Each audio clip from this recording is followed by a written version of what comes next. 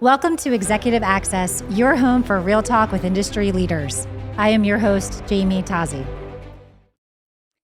The most powerful thing you bring to leadership isn't your title, it's your true self. A few months ago, I spoke to a group of emerging leaders at a top 5 global tech company. One of the participants asked me a question that I've been thinking about ever since. She asked, "What advice would you give for leading authentically?" At first, I was so excited for the question.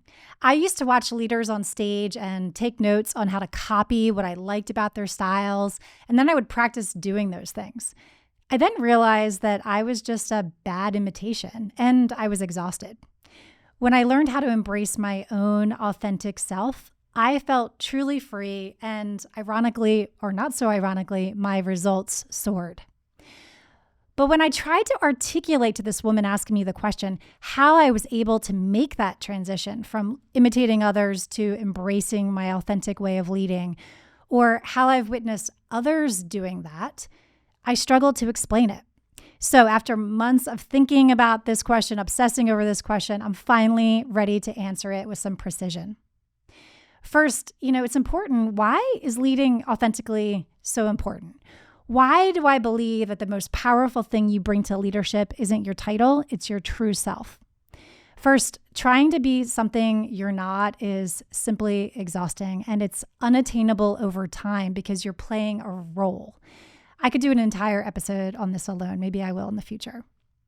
But in addition, what I want to really focus on is that leading authentically is not just about you. It's about your team. When you lead with authenticity, that builds trust with your team. And when your team trusts you as a leader, many studies show that this trust translates into much higher employee engagement, commitment, and motivation. And I've linked a few of these studies in the show notes. So the big idea here is leading authentically builds trust with your team. Trust with your team creates high employee engagement, commitment, and motivation.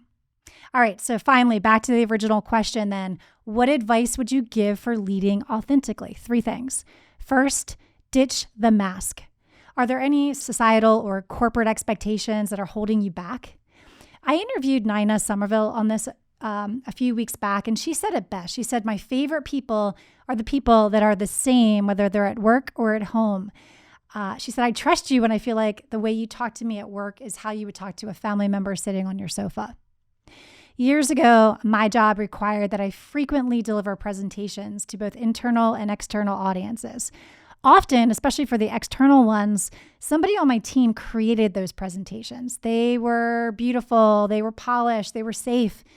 But the look and feel, even the words and ideas, they were not entirely my own. I learned them, I delivered them well, but there was nothing special about the presentation. I remember the day that I delivered my first thoroughly authentic presentation. I created my own slides. They were maybe a little less pretty than the ones created for me. I created my own message. I even dressed more like me. I felt great. I was not prepared, though, for the positive response that I received. I'll never forget that day. And as I reflect back, it wasn't my amazing message, although I like to think it was a pretty good message. It was that I ditched the mask. I spoke from the heart. I was clearly having fun, and my team could tell that it was all me, the good and the bad. No hiding behind slides and other people's ideas. The second thing is to embrace vulnerability. There is nothing more authentic than admitting that you're not perfect. And I know this is hard sometimes. Admitting that you want and need others around you with a complementary skill set. And when you make a mistake, embracing the vulnerability of admitting that mistake and owning it. Try this the next time you make a mistake. Don't wallow in it, but maybe just say, "Hey, I made a mistake. I'm going to do better next time," and see what those around you, how they react. They're going to be supportive, and they're going to say to themselves, "You know what? It's okay for me to do that too."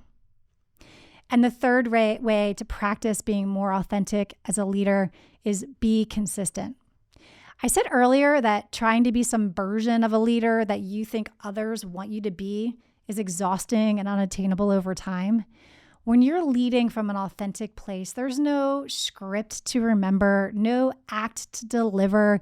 You're leading as you. And because you are, that leader is showing up consistently, the good and the mess at times. That consistency, what people know what to expect from you, builds confidence, and that confidence builds trust. So to that amazing emergent leader who asked me that question a few months ago, I hope this answer was worth the wait. Your authenticity helps your team, it builds trust, and it's the only long-term way to be effective. How do you practice it? Ditch the mask, embrace vulnerability, and be consistent. Thanks for tuning in today. Please write your comments. I'd love to hear how you're practicing these things. And don't forget to subscribe to the Executive Access.